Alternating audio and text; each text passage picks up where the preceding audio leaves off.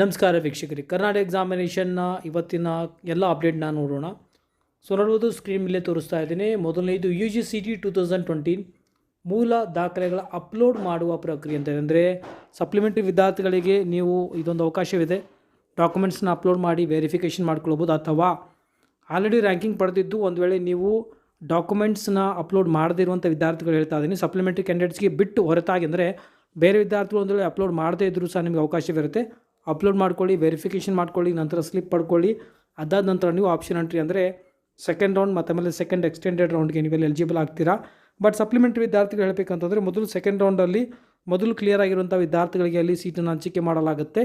ಉಳಿದಂತಹ ಸೀಟ್ಗಳಿಗಾಗಿ supplementary ಕ್ಯಾಂಡಿಡೇಟ್ಸ್ಗಳಿಗೆ ಅಲ್ಲಿ consider ಮಾಡ್ತಾರೆ. ಅಂದರೆ ಸೆಕೆಂಡ್ ಎಕ್ಸ್ಟೆಂಡೆಡ್ ರೌಂಡ್ಗೆ ಅಲ್ಲಿ ಸಪ್ಲಿಮೆಂಟ್ರಿ ವಿದ್ಯಾರ್ಥಿಗಳಿಗೆ ಅಲ್ಲಿ ಕನ್ಸಿಡರ್ ಮಾಡಲಾಗುತ್ತೆ. ನಂತರ UGNEET ಕಟಾಫ್ ವಿಶ್ಲೇಷಕ ಅದು ಕೊಡಲಾಗಿದೆ. ಅದರ ಮೇಲೆ ಕ್ಲಿಕ್ ಮಾಡಿ ನೀವು ಈಗ 2020 ಮೊದಲನೇ ಒಂದು ರೌಂಡಲ್ಲಿ ನೀಟ್ಗೆ ಸಂಬಂಧಪಟ್ಟಾಗಿರ್ಬೋದು ಅಲ್ಲಿ ಸೆಲೆಕ್ಟ್ ಮಾಡ್ಕೊಳ್ಳಿ. ಇವನ್ ಇಂಜಿನಿಯರಿಂಗ್ ಆಗಿ ಎಲ್ಲ ಕೋರ್ಸಸ್ಗಳಿಗೂ ನೀವು ಕಟಾಫ್ ಏನಿತ್ತು ನಿಮ್ಮ ರ್ಯಾಂಕಿಂಗ್ ಅನುಗುಣವಾಗಿ ಅಥವಾ ನಿಮ್ಮ ಕ್ಯಾಟಗರಿಗೆ ಅನುಗುಣವಾಗಿ ಅಲ್ಲಿ ಚೆಕ್ ಮಾಡ್ಕೊಳ್ಬೋದು. ಡೀಟೇಲ್ ಇನ್ಫಾರ್ಮೇಷನ್ ನಿಮಗೆ ಸಿಗುತ್ತೆ. ಮೊದಲೆಲ್ಲ ನಿಮಗೆ 2019ವರೆಗೆ ಅವೈಲೇಬಲ್ ಆಗಿತ್ತು, ಈಗ 2020ವರೆಗೆ ಅವೈಲೇಬಲ್ ಆಗಿದೆ. ಒಂದು ನೀವು ಸೀಟ್ ಮ್ಯಾಟ್ರಿಕ್ಸ್ ಕಟಾಫ್ ಅನಲೈಸ್ ಮಾಡ್ಬೋದು, ಅಥವಾ ನೀವು ಡೈರೆಕ್ಟಾಗಿ ನಾನು ತೋರಿಸಿರುವಂಥ ಲಿಂಕ್ ಮೇಲೆ ಕ್ಲಿಕ್ ಮಾಡಿ ಸಹ ನೀವು ಸರ್ಚ್ ಮಾಡ್ಬೋದು. ನಿಮಗೆ ಈಸಿಲಿ ಅದು ಡಿಸ್ಪ್ಲೇ ಆಗುತ್ತೆ. ಸೊ ನಂತರ ನೆಕ್ಸ್ಟ್ ನೋಡ್ಬೋದು. ಮತ್ತು UGCET ಮತ್ತು UGNEET ಎರಡೂ ಬಿಡಲಾಗಿದೆ, ಚೆಕ್ ಮಾಡ್ಕೊಳ್ಳಿ.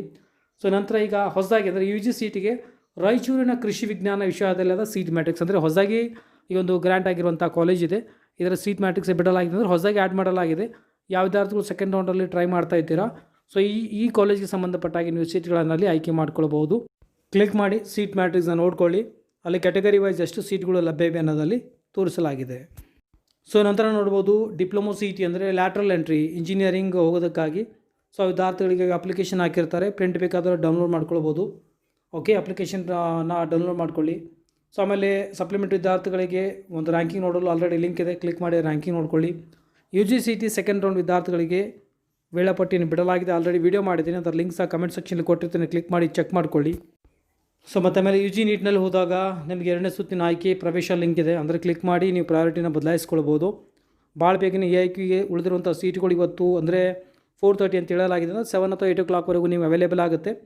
ಆ ಒಂದು ಸೀಟ್ ಮ್ಯಾಟ್ರಿಕ್ಸ್ ಮುಖಾಂತರ ನೀವು ತಿಳಿಯುತ್ತೆ AIQನಿಂದ ಎಷ್ಟು ಸೀಟ್ಗಳು ನಮಗೆ ಲಭ್ಯವಿವೆ ಅಂತ.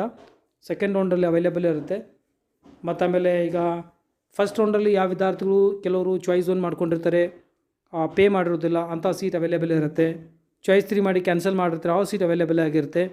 ಚಾಯ್ಸ್ 4 ಅಂತ ಮಾಡಿ ಎಕ್ಸಿಟ್ ಆಗಿರ್ತಾರೆ, ಆ ಸೀಟ್ಗಳು ಅವೈಲೇಬಲ್ ಆಗಿರ್ತವೆ. ಸೊ ಡೀಟೇಲ್ ನಿಮಗೆ ಗೊತ್ತಾಗಬೇಕಂತಂದರೆ ನಾನು ತೋರಿಸಿರುವಂಥ ಲಿಂಕ್ ಮೇಲೆ ಕ್ಲಿಕ್ ಮಾಡಿ ಯಾವೆಲ್ಲ ಸೀಟ್ಗಳು ಎಷ್ಟೆಲ್ಲ ರೀತಿ ಉಳಿದಿವೆ ಈ ಒಂದು ಸೆಕೆಂಡ್ ರೌಂಡಲ್ಲಿ ಲಭ್ಯವೆ ಅನ್ನೋದನ್ನ ಡೀಟೇಲ್ PDF ಕೊಡಲಾಗಿದೆ, ಚೆಕ್ ಮಾಡ್ಕೊಳ್ಳಿ. ಇದಾಗಿತ್ತು ಇಲ್ಲಿವರೆಗಿನ ಅಪ್ಡೇಟ್. ಮತ್ತಷ್ಟು ನಮ್ಮ ಮುಂದಿನ ಅಪ್ಡೇಟೊಂದಿಗೆ ಟೇಕ್ ಕೇರ್, ಬಾಯ್.